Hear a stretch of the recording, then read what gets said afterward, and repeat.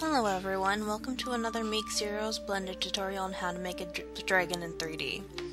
I'm sorry about my absence. I've been, to art college and I haven't had much time for anything other than mass amounts of homework. But today we'll be working on, triangulation and hopefully a little bit of the texturing process or UV mapping at least. Alright, to start off, we'll go to Mesh, Faces, then convert quads to triangles. And now we have a bunch of triangles. This is needed if you're ever going to use this model for a game that doesn't recognize faces. If you do have a program like that, this option is completely unnecessary.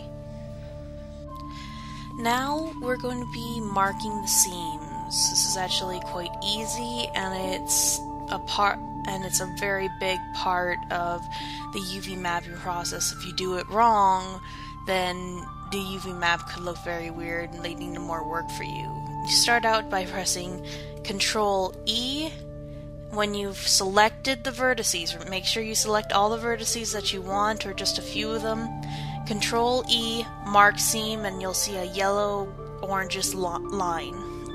The best place to put this is probably down the middle of certain objects, or around limbs and horns and ears and the eyes. But obviously right now I am just working on the hair. The body is separate and I'm not going to be touching it for a bit. This is going to be an easy seam, so it kind of shows you how the UV mapping works. Just click that button over there and go to UV Image Editor. Then select all the image with A and press U and do unwrap.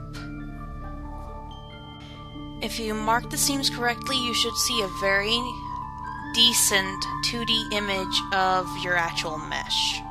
Now, you're going to have to work with it a little bit in order to make it more workable.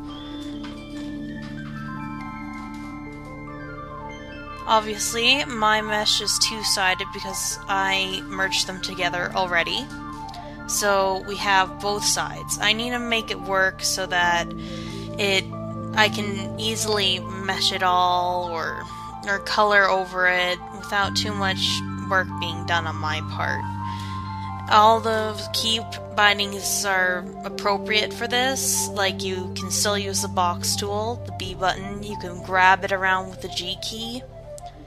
You could even resize and flip over and all that other stuff.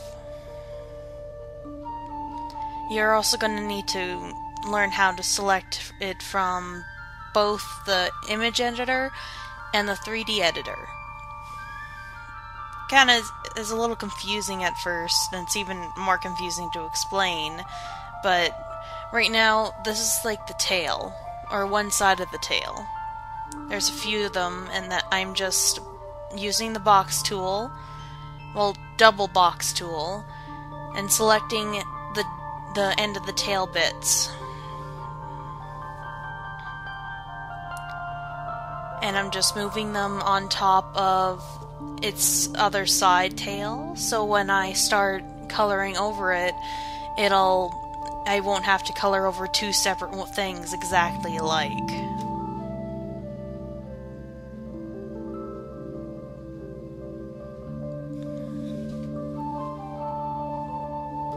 It's a little bit tedious at first, but you'll get the hang of it.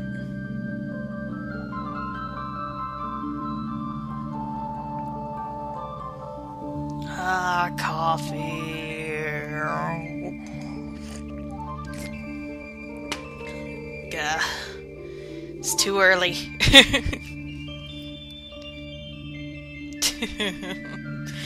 I'm gonna just skip this part. I'll see you back when I've did it. Success! And I'm just gonna rotate it. And I'm gonna do that. And I'm going to move just a teensy bit over there. All that hard work for that. Why? Anyways, basically you're gonna do the same thing with everyone until you find it until you morph into a place where it'll be very easy for you to color over in the end. If you make it too difficult, it's gonna suck. It just is.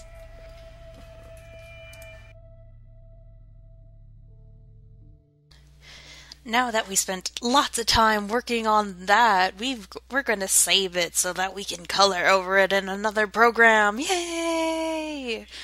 Okay, well, it's basically easy. You just go to UVS scripts and save it, and then it'll show up in a little box where your editing stuff used to be, and you just give it a name, save it where you want to, and it's cake. Now that we got that part done, just go to Object, click on the original mesh, and go into edit mode, and then just start using mark seam on any place that you feel is necessary. Just watch this as a little preview, or as a little help me as to where to put the marks and seams.